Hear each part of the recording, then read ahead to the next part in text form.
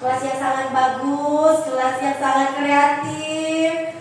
Semoga kita semua kelasnya seperti ini ya Bapak Ibu ya. Amin. Luar biasa sekali gurunya ini. Ya. Baiklah, Bapak Ibu sehat semuanya? Sehat. Sehat. Alhamdulillah saya juga sehat ya. Alhamdulillah. Oke, untuk mempersingkat waktu langsung saja pada kesempatan siang ini saya berdiri di depan memberikan sedikit ilmu yang sudah saya pelajari di guru penggerak yang sedang saya jalankan, yaitu penyebaran pemahaman dan penerapan budaya positif. Bapak Ibu, ini merupakan modul 1.4 saya, modul penutup.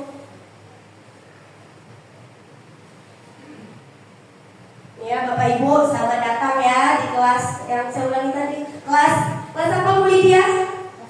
Kelas kelinci. Tolong direkam dulu Bu itunya. Nah ini kan kreatif, positif kelasnya nih. Coba dilihat dulu kelasnya Bu Indah. Bu Indah. Kelincinya Bu Indah, jangan lupa ada mataharinya. Matahari senyum Indah.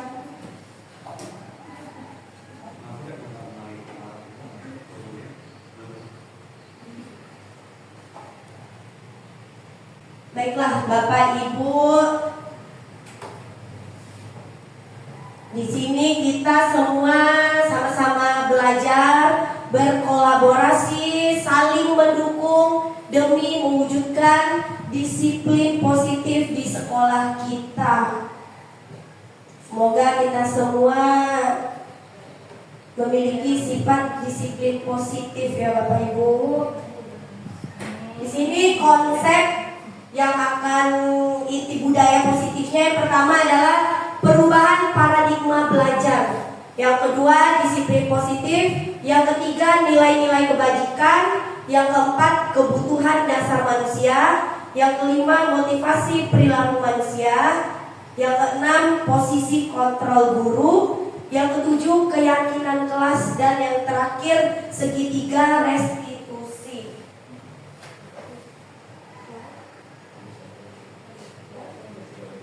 Opin baru nggak? Habis baterai. Ini kan ada sesuatu. Tes. Oke Bapak Ibu, yang pertama merupakan pembelajaran dengan paradigma baru. Pembelajaran ini merupakan pembelajaran yang dirancang berdasarkan prinsip pembelajaran berdiferensiasi, sehingga para peserta didik belajar sesuai kebutuhannya berdasarkan tahap perkembangan sesuai teori psikologi modern untuk mewujudkan profil pelajar Pancasila. Oke Bapak Ibu, profil pelajar Pancasila itu apa saja? Beriman. Apa Bu Misna? Beriman dan bertakwa. Nyanyi boleh nggak Bu? Boleh, silakan berdiri. Oke nyanyi Bu. Semuanya Bu. Iya boleh semuanya ya. Iya. 1, 2, 3. Berdiri. Pelajar Pancasila beriman dan bertakwa pada Tuhan Yang Esa dan berakhlak mulia, berkebinekaan global, gotong royong mandiri, kreatif dan bernalar kritis. Oke, tepuk tangan untuk kita semua. Oke Bapak Ibu, profil pelajar Pancasila tadi yang pertama beriman kepada Tuhan Yang Maha Esa. Yang kedua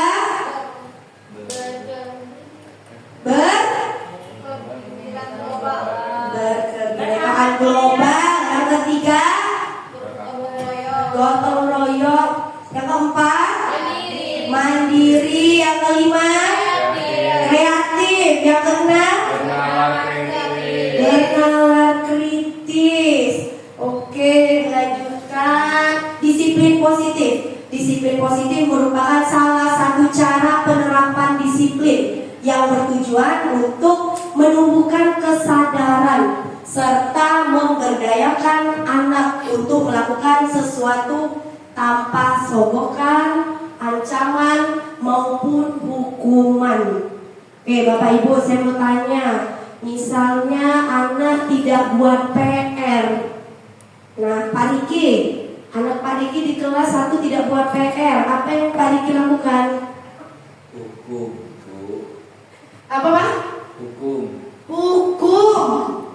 Jangan lagi, Pak ya. Bapak nggak tanya dulu, kenapa nggak buat PR? Langsung hukum. Nah, saya juga dulu. Apa, Pak? Saya tanya dulu, Bu. Oke, nanti di sini diambil ilmunya, Pak ya. Oke, di sini miskonsepsi tentang teori kontrol. Itu ilustrasi gambarnya, anggap itu gambar ibu guru. Nah, yang duduk itu siswa. Di situ ada 4. Yang pertama, ilusi guru mengontrol murid. Kita sebagai guru kontrol murid. Yang kedua, ilusi bahwa semua penguatan positif, efektif, dan bermanfaat.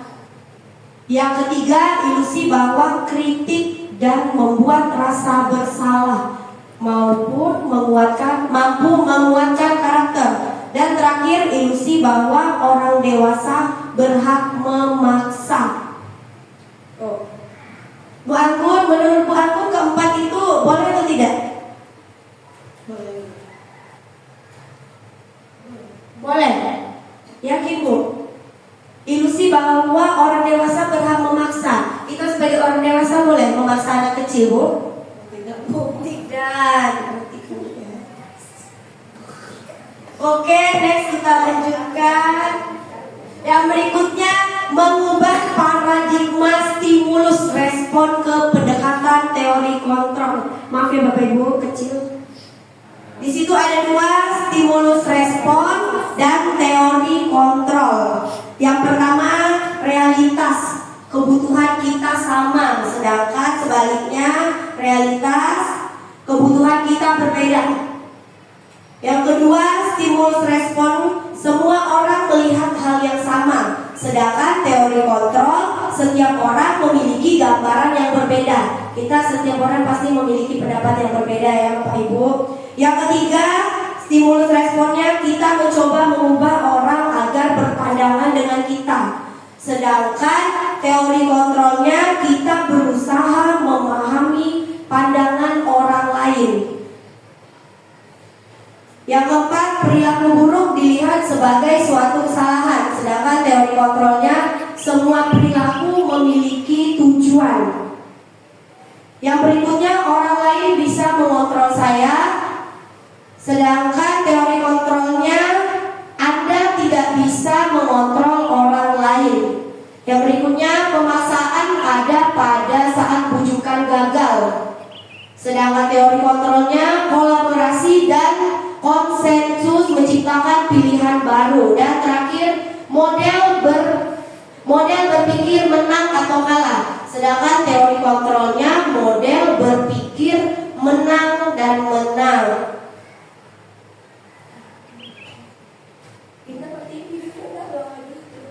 Pendidik, kita sebagai guru bertujuan menciptakan peserta didik yang memiliki disiplin diri sehingga mereka berperilaku mengacu kepada nilai-nilai kebajikan universal dan memiliki motivasi intrinsik dalam perubahan perilaku ke arah yang lebih baik.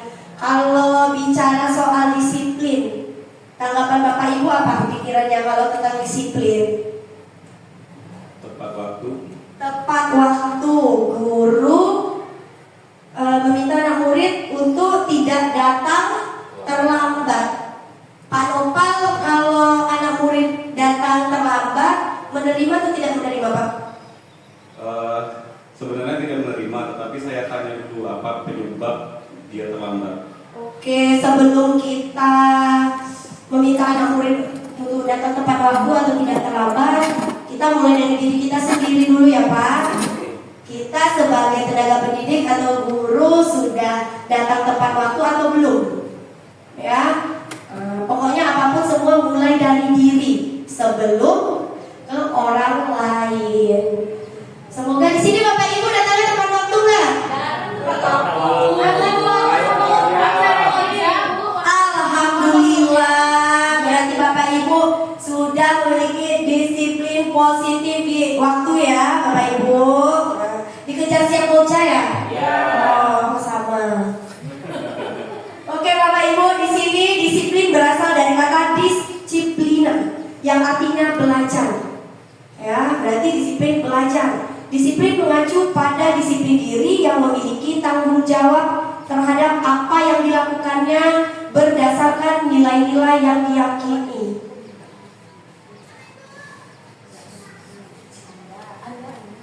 Oke. Yang kedua, disiplin positif merupakan salah satu cara penerapan disiplin yang bertujuan untuk menumbuhkan kesadaran serta memberdayakan peserta didik tanpa imbalan, penghargaan atau reward, ancaman atau hukuman. Bapak Ibu di sini di kelas pernah nggak ngasih anak kalau nilainya 100 dikasih bintang? Pernah nggak? Pernah. Bapak Ibu, sebenarnya itu jangan ya, bukan tidak boleh, tapi jangan. Kalau bisa kita tumbuhkan kesadaran dari anak murid kita. Jadi mereka punya tanggung jawabnya sendiri. Bukan berarti apa yang dia kerjakan harus mendapat sesuatu. Ya Bapak Ibu. Terus kalau anak tidak piket, nah benar nggak Bapak Ibu menghukum? Pernah Bu. Pernah. Suruh nyapu lagi ulang. Suruh nyapu lagi ulang. Oke, ibunya harusnya bertanya dulu kenapa datangnya siang, ya Bu ya. Tidak semua semata yang salah itu langsung mendapatkan hukuman. Oke Bapak Ibu, yang baik hatinya, Bapak Ibu hebat.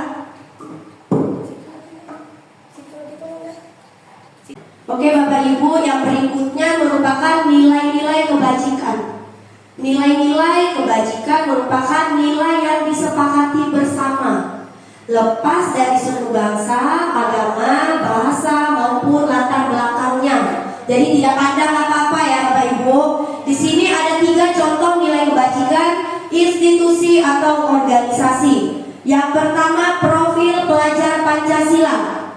Nah ya tadi sudah kita nyanyikan ya, beriman dan bertakwa kepada Tuhan Yang Maha Esa, berakhlak mulia, berkebinekaan global, gotong royong, mandiri, kreatif, dan bernalar kritis. Yang kedua, Ibo Primary Years Program PYP, toleransi, rasa hormat, integritas, mandiri, menghargai, antusias, empati, keingin-tahuan, kreativitas, kerjasama, percaya diri, dan terakhir komitmen. Dan yang ketiga, keterampilan hidup, skill. Bapak Ibu, kita harus memiliki skill walaupun hanya 1 ya. Oke, di sini dapat dipercaya, lurus hati, pendengar yang aktif, tidak merendahkan orang lain, dan memberikan yang terbaik dari diri. Oke, Pak? Oke, terima kasih. Yang berikutnya, di sini kita sebagai manusia memiliki kebutuhan dasar kita sebagai manusia. Kebutuhan dasar sebagai manusia adalah segala sesuatu yang kita lakukan untuk mendapatkan apa yang kita inginkan. Ya, seluruh tindakan yang kita lakukan memiliki tujuan tertentu. Dan semua usaha terbaik yang kita lakukan adalah dalam rangka agar kebutuhan dasar kita terpenuhi dengan baik. Kalau kebutuhan dasar Pak Riki misalnya apa Pak?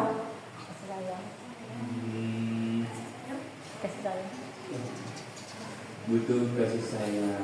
Oh, Bapak butuh kasih sayang. Berarti salah satu cara Bapak untuk mendapatkan kasih sayang gimana Pak? Nyari perhatian. Oh, nyari perhatian. Butuh kasih sayang. Oh, Bapak butuh kasih sayang. Berarti salah satu cara Bapak untuk mendapatkan kasih sayang gimana, Pak? Nyari perhatian. Oh, nyari perhatian. Oke, itu salah satu memang, Pak. Kita harus butuh rasa disayangi, dicintai, apa ya? Oh, makanan juga. Alhamdulillah udah makan kan, Pak? Sudah. Oke, ada 5 kebutuhan dasar manusia, Bapak Ibu. Yang pertama, kebutuhan bertahan hidup. Bertahan hidup pastinya kita butuh makan, pakaian, tempat tinggal, keamanan, dan kesehatan. Semoga kita semua ada ya bertahan hidupnya. Yang kedua, kasih sayang dan rasa diterima. Di sini kasih sayang dan rasa diterima yaitu rasa diterima dengan baik, dipedulikan, berbagi, kerjasama, menjadi bagian dalam kelompok, tidak terisolir ya Pak ya.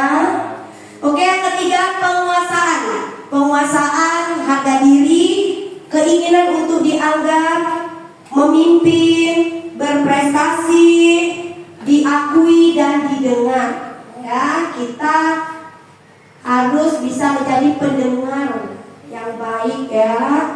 Di situ kelihatannya sepele tapi itu sangat berarti ya, punya makna ya Bapak Ibu. Yang keempat, kebebasan. Kebebasan yaitu terdiri dari mandiri, memiliki pilihan, mencoba hal baru, mampu mengendalikan arah dirinya, mencoba hal baru. Jangan takut untuk mencoba hal baru yang sifatnya akan berdampak positif. Ya Bapak Ibu, dan yang terakhir kesenangan. Kesenangan pastinya di sini bermain, humor, antusiasme dan tertawa. Ya, kita harus bahagia. Bapak Ibu bahagia? Bahagia. Bapak Ibu dicintai? Iya. Disayangi? Selalu. Bapak Ibu merasa mandiri? Tidak. Ibu Indah? Bu Indah merasa dicintai Bu? Iya, alhamdulillah. Semoga Bu Indah merasa dicintai, berdampak dengan kesenangan, tertawa ya Bu ya. Oke, yang berikutnya motivasi perilaku manusia. Ada 3. Yang pertama, untuk menghindari ketidaknyamanan atau hukuman. Yang kedua, yang pertama itu dari motivasi ekstrinsik, untuk menghindari ketidaknyamanan atau hukuman.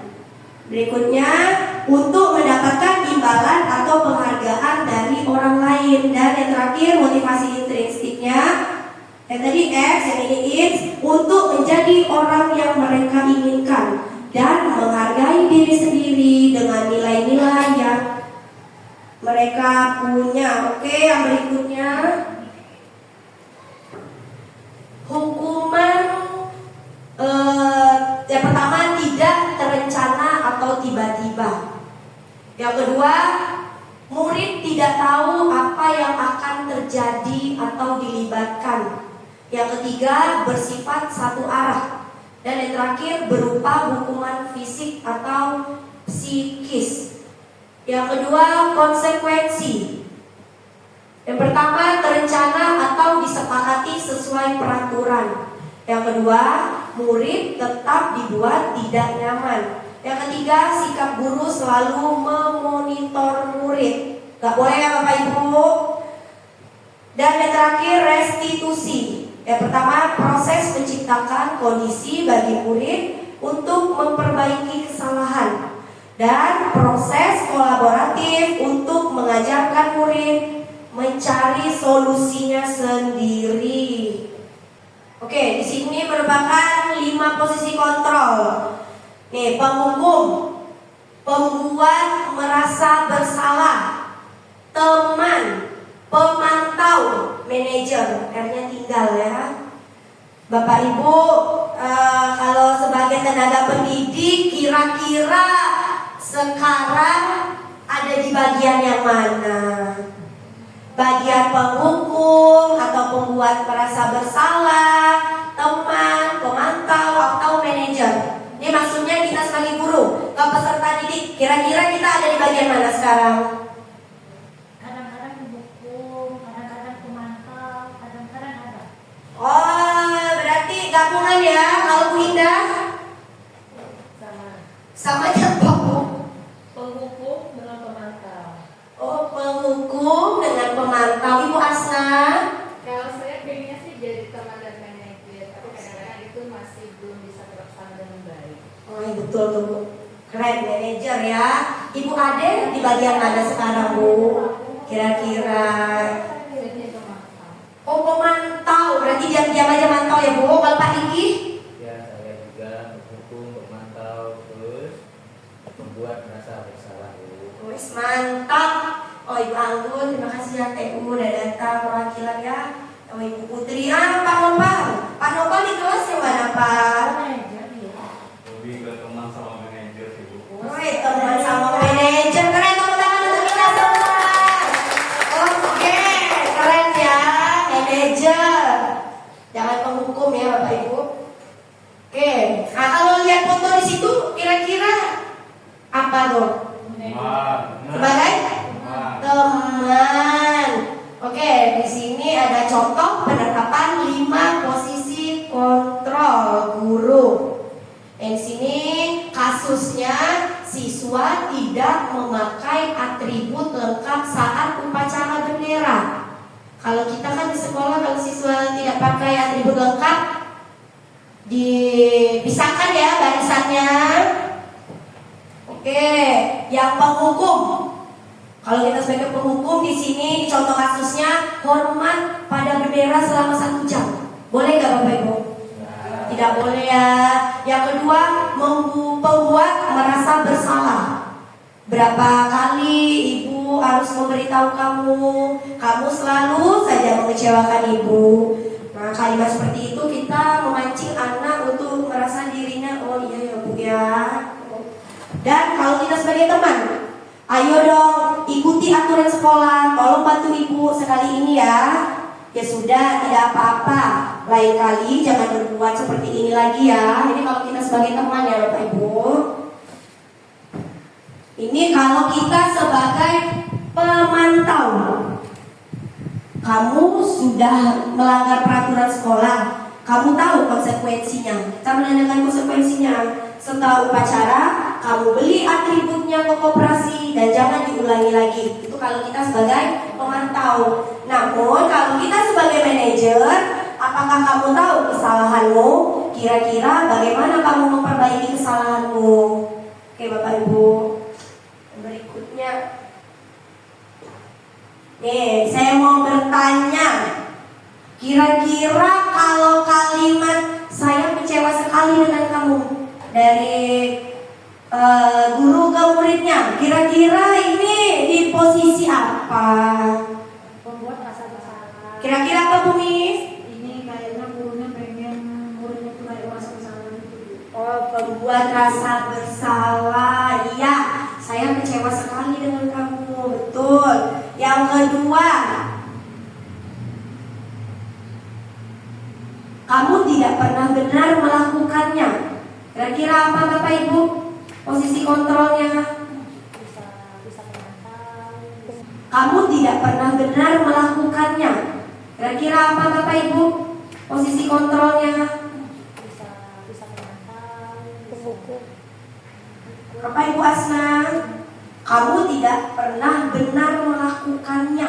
Di antara 5 posisi kontrol tadi, kira-kira bagian mana Bu Asna?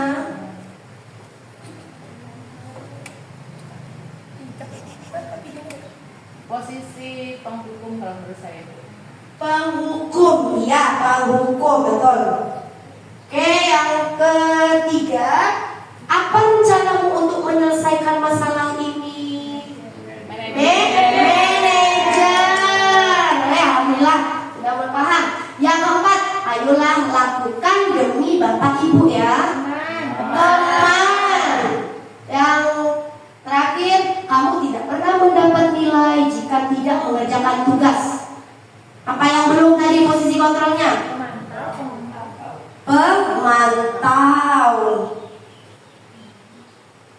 mati. Bapak Ibu, di sini ada keyakinan kelas. Mengapa keyakinan kelas? Mengapa bukan peraturan kelas? Ya, Bapak Ibu, harusnya kan peraturan kelas ya. Nah, tapi di sini harusnya yang benar itu adalah keyakinan kelas. Nih, ini gambar dari kelas saya, Bapak Ibu ya. Keyakinan kelas yang kami buat bersama sebelum ditempel di poster-poster kelas ya. Yang pertama, pembentukan keyakinan kelas itu bersifat abstrak. Yang kedua, berupa pernyataan universal. Yang ketiga, dibuat dalam pernyataan positif. Yang keempat, sedikit saja namun mudah diingat. Yang kelima, sesuai dengan kondisi kelas dan sekolah sehingga mudah diterapkan. Berarti sebelumnya dilihat dulu sekolahnya gimana, ya sudah cocok belum? Oke, ini salah satu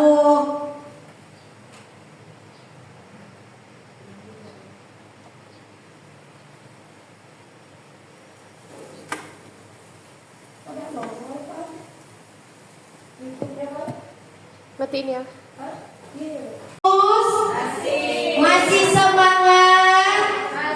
Masih semangat? Masih. Oke, Bapak Ibu, di depan video dari kelas 5A kelas saya saat membuat keyakinan kelas. Alhamdulillah kameramennya ada di sini, Bu Misna. Ya. Sebelum saya membuat keyakinan kelas yang bukan peraturan kelas, saya meminta siswa masing-masing menuliskan keinginannya, suasana kelas yang bagaimana. Baru nanti dituliskan dengan gabungan dengan yang lainnya ya, menjadi kalimat yang lebih baik. Karena kan beberapa siswa itu pasti memiliki keinginan yang sama. Ada yang menjaga kebersihan, yang satunya juga sama. Nah, jadi saya memberikan kesempatan kepada siswa untuk menentukan sendiri. Oke.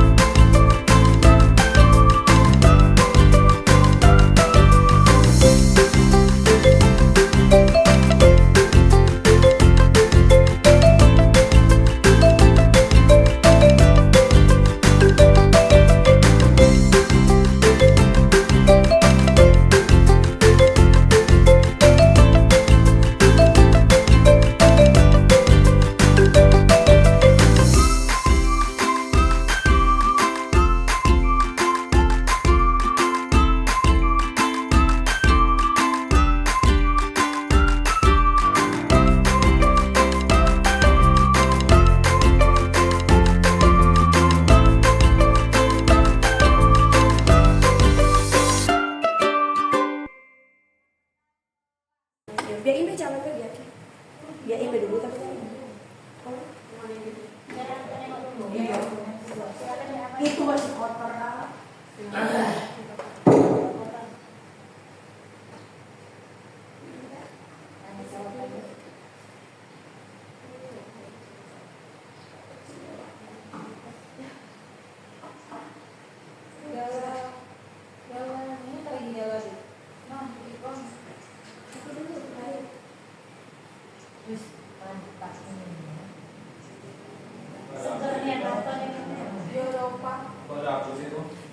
Aduh, tugas saya.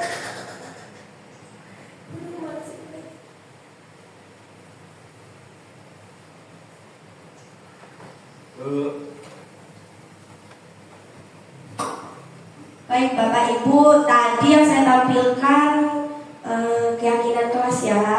Yang berikutnya segitiga restitusi. Segitiga restitusi merupakan suatu proses dialog antara guru dan murid yang dijalankan agar dapat menghasilkan murid yang mandiri dan bertanggung jawab. Di situ segitiga restitusi ada validasi tindakan yang salah, menanyakan keyakinan dan menstabilkan identitas. Menstabilkan identitas berdasarkan prinsip membuat kesalahan adalah bagian dari proses pembelajaran. Berarti kesalahan itu bukan berarti tidak bisa belajar ya Bapak Ibu. Dari kesalahan itu kita belajar menjadi yang lebih baik. Ya, betul nggak Pak? Betul. Masih semangat Pak? Oke, di situ yang pertama, berbuat salah itu wajar. Tidak ada manusia yang sempurna. Ibu, Bapak juga pernah melakukan itu. Ibu Bapak tidak mau mencari siapa yang salah, tapi Ibu atau Bapak ingin mencari solusi masalah ini. Dan terakhir, kamu berhak merasa begitu. Ini merupakan percakapan ya Bapak Ibu saat kita menstabilkan identitas. Yang kedua, validasi tindakan yang salah. Berdasarkan prinsip setiap perilaku berupaya memenuhi suatu kebutuhan tertentu. Oke, yang pertama, kamu pasti punya alasan mengapa melakukan itu. Yang kedua, padahal kamu bisa melakukan hal yang lebih buruk dari ini ya. Yang ketiga, kamu patut bangga karena telah melindungi sesuatu yang penting buatmu. Dan terakhir, kamu melakukannya karena mempertahankan sesuatu yang penting bagimu.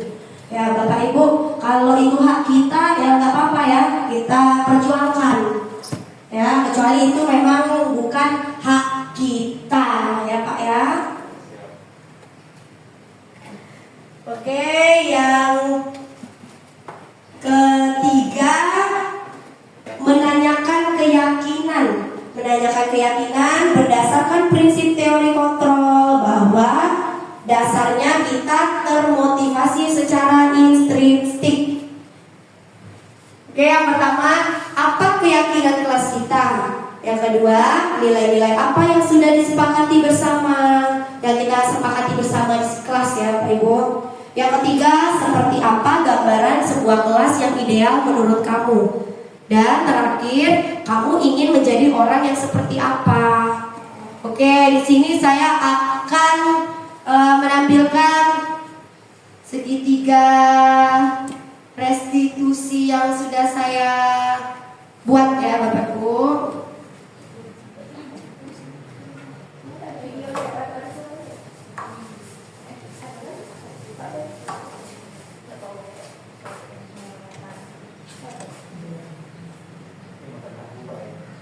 Ini sudah mau diukur. Sudah mau lucu. Dari keluar loh. Rekam. Oh.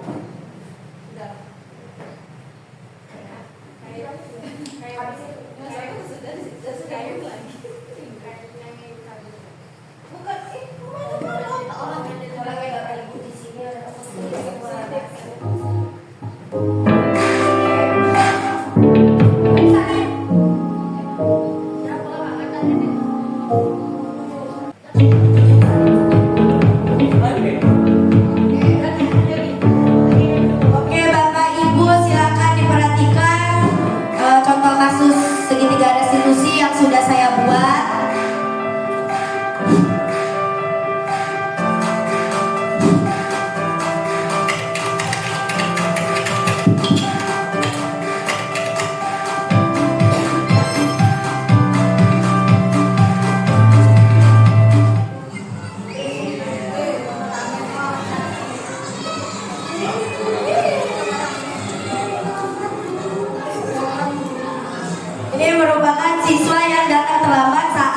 murid sudah belajar di kelas.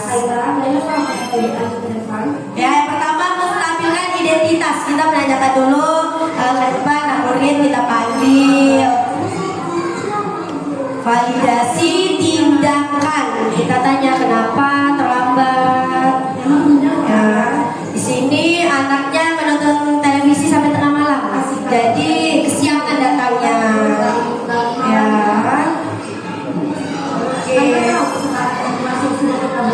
Oke, menanyakan keyakinan kelas. Ya, kira-kira apa yang akan saya lakukan ke depannya untuk memperbaiki kesalahan saya hari ini.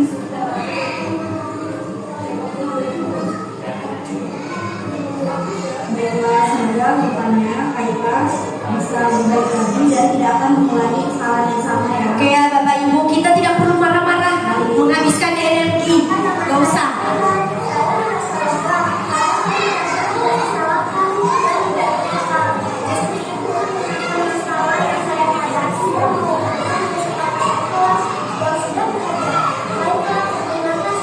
Oke, anak di situ tidak merasa dimarahi. Ya, ini kasus kedua.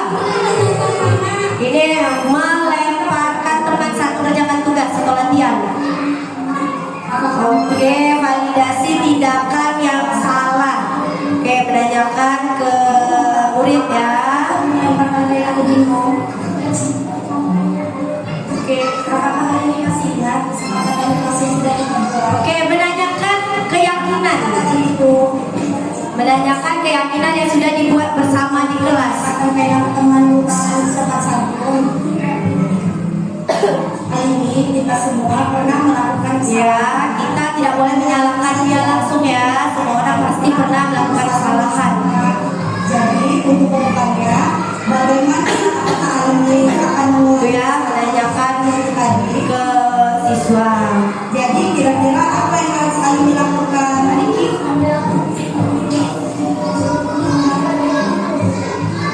Baiklah, semoga alumni lebih baik lagi Ya. dan mengulangi Oke.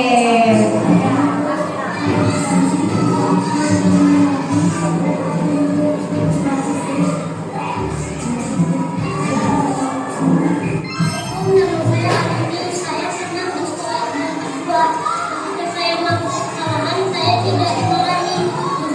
Diarahkan dan diberi bantuan agar saya tidak melakukan kesalahan yang sama.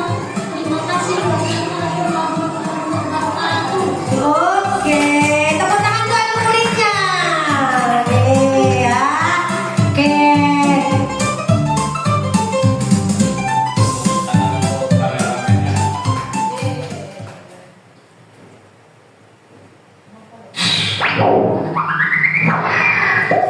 Oke, Bapak Ibu, tadi kita sudah menyaksikan praktek segitiga restitusi. Ya, kira-kira setelah menonton tadi ada nggak keinginan atau besok kalau anak murid saya melakukan kesalahan, saya berarti harus melakukan praktek segitiga restitusi. Kira-kira ada nggak Bapak Ibu? Ada, alhamdulillah. Semoga bisa dipraktekkan ya Bapak Ibu. Amin.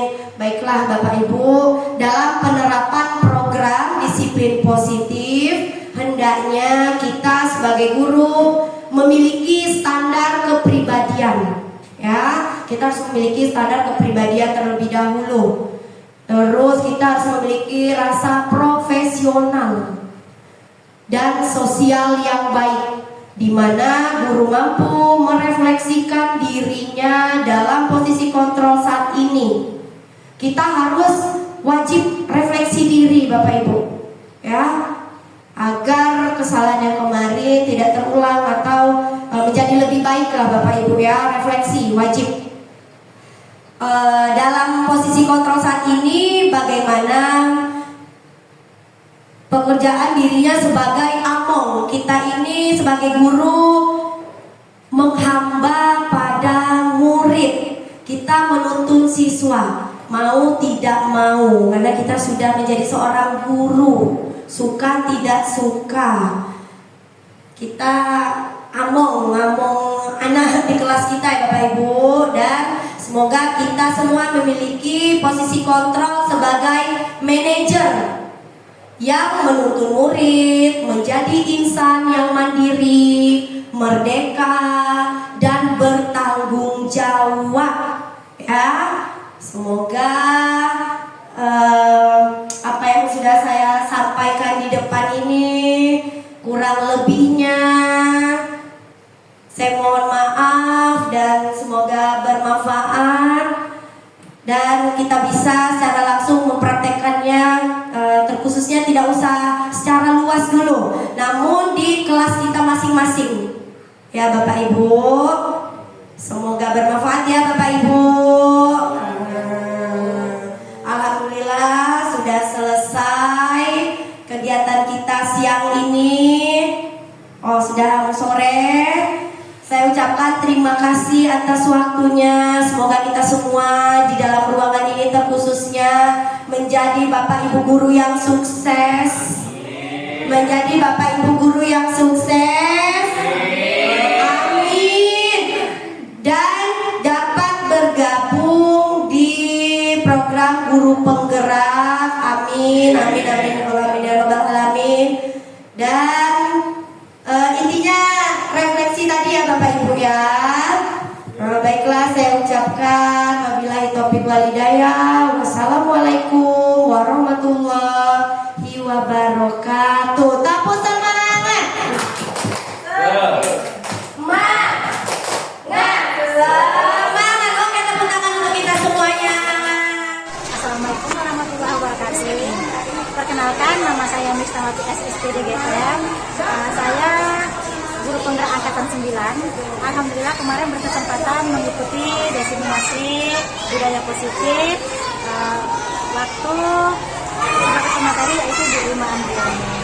Alhamdulillah saya melihat banyak sekali hal-hal baik dan perbaikan lebih dalam daripada materi yang saya dapatkan dahulu. Saya melihat juga kalau kemarin kan kami Piasin PKB, sekarang pihak PNM, saya lihat juga lebih terorganisir dengan baik dan materinya juga jauh lebih mendalam. Dan di sini pada budaya positif, Ibu Rima juga bisa mengkoneksikan realnya sekolah dengan materi yang ada. Keterkaitannya itu sangat terasa. Seperti Bu Rima memberikan contoh, salah satu budaya positif di 42 yang harus dipertahankan yaitu tentang budaya menghias kelas. Nah di sini Ibu Rima langsung memberikan contoh real, jadi pemahaman guru itu langsung dapat gitu. Oh ternyata budaya positif itu salah satunya budaya perlombaan kelas, menghias kelas dari hati, yang mana di situ ada kerjasama kolaboratif dengan orang tua dan guru serta teman rekan sejawat. Dan yang saya sangat berkesan lagi yaitu di sini, walaupun saya sebagai alumni guru penggerak, saya melihat tidak monoton materi yang disampaikan. Jadi saya melihat di sini PPT yang eye-catching, sangat menarik, warnanya juga sangat eye-catching sekali, menarik ya, interesting sekali. Dan juga materi yang disampaikan itu tidak itu saja. Maksud saya merasa memang Ibu Rima ini memang mengembangkan materi itu agar lebih dalam, lebih dipahami dan lebih mudah diaktualisasikan oleh rekan sejawatnya. Dan selanjutnya yaitu yang saya juga menarik di sini suasana yang dibangun saat menyebarkan budaya positif, yaitu suasana kekeluargaan, terus suasana belajarnya yang kondusif. Jadi materi yang disampaikan itu ada canda tawa dan itu sangat sesuai sekali dengan proses belajar andragogi, yaitu proses belajar orang tua, yang mana orang tua juga butuh menganalisa, jadi sesuai tahap perkembangan guru-guru yang dia hadapi. Jadi saya melihat di sini kemampuan Bu Rima tidak hanya menghadapi murid, tapi ketika menghadapi orang tua sudah mengeluarkan ilmu pendidikan yang sesuai. Jadi sesuai dengan filosofi THD, sesuai dengan usia anak dan usia audien yang dihadapi. Kemudian yang hal-hal baik yang saya dapatkan adalah saya kembali mengingat materi yang lama dan juga materi yang disampaikan lebih dalam. Jadi saya lebih semangat lagi menularkan hal-hal ilmu baik dan bekerja sama, berkolaborasi, memajukan SD42 khususnya dan dunia pendidikan di Indonesia pada umumnya. Saran dan masukan dari saya, tetap jaga kesehatan karena kegiatan di sekolah kita sangat banyak sekali.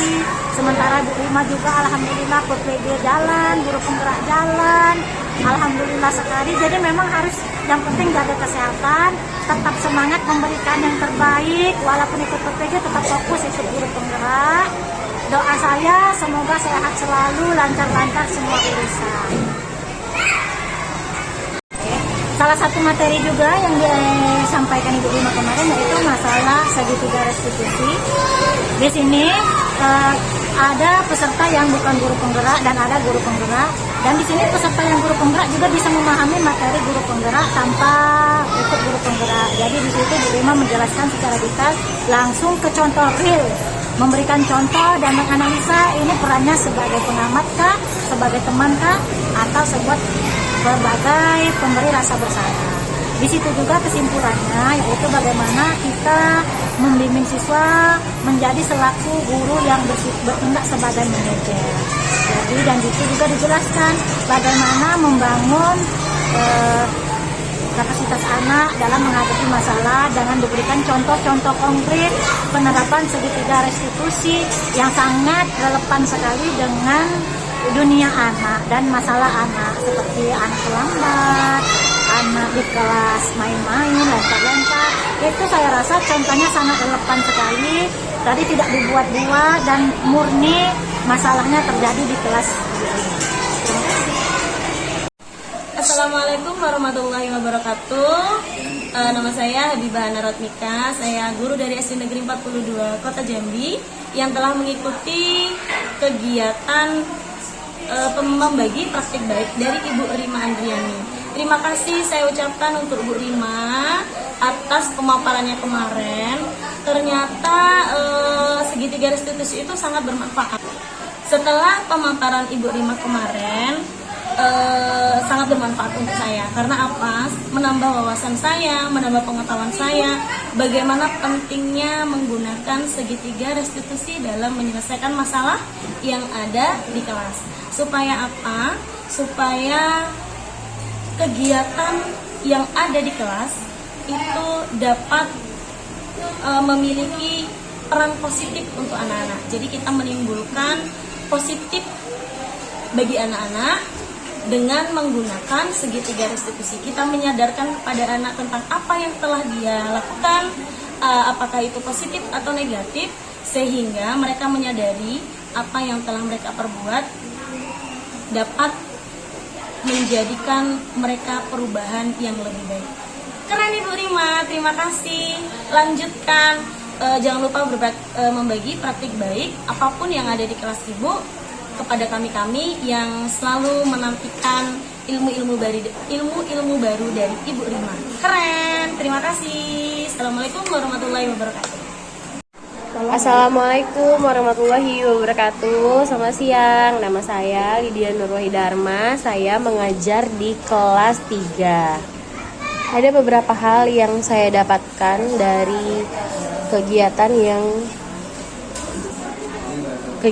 diadakan oleh Ibu Rima Andriani. Kegiatan itu adalah kegiatan diseminasi budaya positif. Kegiatan tersebut dapat menambah wawasan saya mengenai nilai-nilai, prinsip, dan praktik yang dianggap sebagai budaya positif, termasuk pemahaman saya tentang bagaimana budaya positif dapat diterapkan dalam berbagai konsep kehidupan sehari-hari.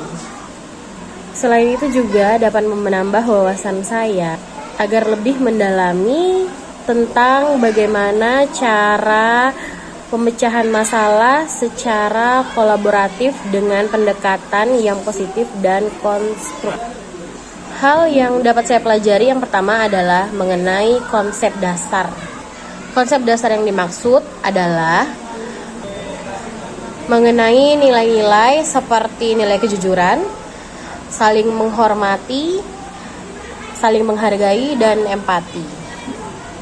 Kemudian dengan adanya contoh kasus yang dipaparkan oleh Ibu Rima Andriani, saya dapat memahami bagaimana budaya positif diterapkan dalam berbagai situasi.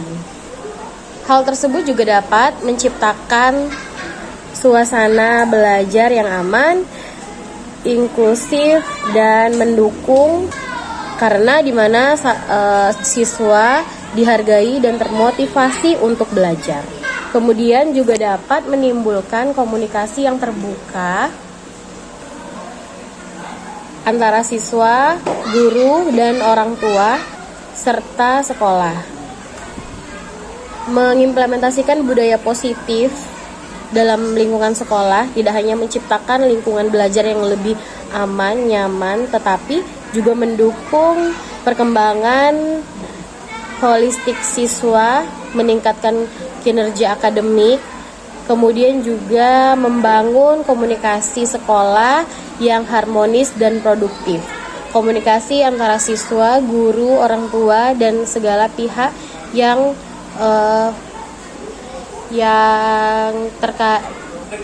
komunikasi hubungan antara siswa, guru, orang tua, serta pihak-pihak terkait yang ada di lingkungan sekolah. Demikian yang dapat saya sampaikan. Sukses terus, terima kasih. Assalamualaikum warahmatullahi wabarakatuh. Perkenalkan, nama saya Novaldi, saya guru kelas dari kelas 4A. Setelah mengikuti penyebaran perilaku budaya positif, saya tahu bahwa sekolah yang nyaman dan aman untuk seluruh warga sekolah dan siapapun yang berhubungan dengan sekolah, maka diharapkan mampu menghasilkan lulusan berupa sumber daya manusia yang berkualitas, baik secara akhlak maupun secara ilmunya. Sumber daya manusia yang berkualitas akan memberikan kontribusi yang positif pada suatu sekolah. Oleh karena itu, marilah kita bersama mendukung sekolah untuk berhasil menciptakan sumber daya manusia yang berkualitas. Dari penyebaran perilaku positif tersebut, dukungan dari seluruh lapisan masyarakat sekolah diperlukan untuk membantu sekolah menghasilkan sumber daya manusia yang berkualitas. Sumber daya manusia yang berkualitas bisa membantu terwujudnya mutu pembangunan di berbagai bidang pada suatu sekolah dan meningkatkan taraf hidup bermasyarakat. Apalagi di era globalisasi saat ini, perkembangan teknologi sangatlah pesat sehingga mempengaruhi perkembangan pendidikan. Jangan sampai mutu pendidikan di daerah kita tertinggal jauh dengan mutu pendidikan di daerah lainnya. Contohnya di sekolah kita, dampak penyebaran perilaku positif dengan cara memarahi anak bukanlah hal yang bagus. Tetapi kita harus bisa memahami apa yang ada pada diri peserta didik kita. Peserta didik harus kita pahami penyebab apa dan mengapa. Kegiatan kemarin saya banyak mendapat pembelajaran tentang segitiga restitusi. Saya akan menanyakan apa penyebab anak melakukan hal tersebut, dan saya tahu cara menanganinya. Terima kasih. Assalamualaikum wabarakatuh. Saya Ibu Asna yang ngajar di SD Negeri 42. Saya bertugas di kelas 5C. Saya kemarin mengikuti kegiatan budaya positif yang Ibu Rima sampaikan. Dari presentasi yang Bu Rima sampaikan kemarin, banyak sekali hal-hal yang bisa saya dapat. Di antaranya adalah budaya positif. Yang pertama adalah mengenai kesepakatan kelas. Dari kesempatan kelas, kita bisa menilai dan mengambil kesimpulan bahwa anak-anak mempunyai hak anak-anak mempunyai hak untuk anak-anak mempunyai hak untuk membuat suatu kesepakatan di kelas yang mereka sepakatin bersama dengan guru kelasnya masing-masing. Jadi dari kesepakatan itu mereka menentukan dan melakukan atas semua yang mereka sepakati secara bersama-sama. Jadi tidak ada pemaksaan antara guru kelas dengan muridnya tersebut.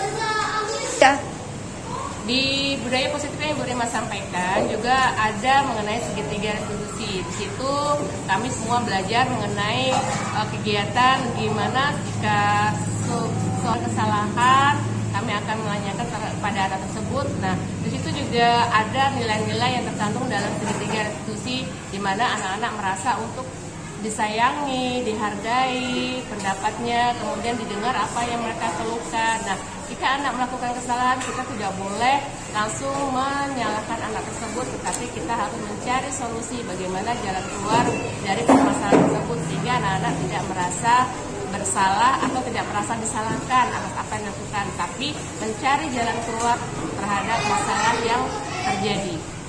Dari praktek budaya positif yang Ibu Rima sampaikan, banyak sekali pelajaran yang saya dapat, diantaranya mengenai budaya positif kesepakatan kelas, segitiga restitusi. Kemudian dari hal-hal tersebut saya akan belajar dan terus mengembangkan ilmu yang saya dapat dari budaya positif yang telah Ibu Rima sampaikan di kelas saya dan akan menerapkannya kepada siswa-siswa saya sehingga nanti kedepannya akan lebih baik lagi dalam proses belajar mengajar di kelas saya. Terima kasih. Ya. Dan untuk Bu Rima tetap semangat dalam menempuh kegiatan guru penggeraknya. Semoga nanti kedepannya banyak sekali ilmu yang bisa ditularkan kepada kami para guru-guru yang ada di SD Negeri 42 sehingga SD Negeri 42 akan lebih maju dan lebih semangat lagi dalam belajar untuk memberikan pendidikan yang terbaik bagi peserta didik. Semangat untuk Ibu Rima.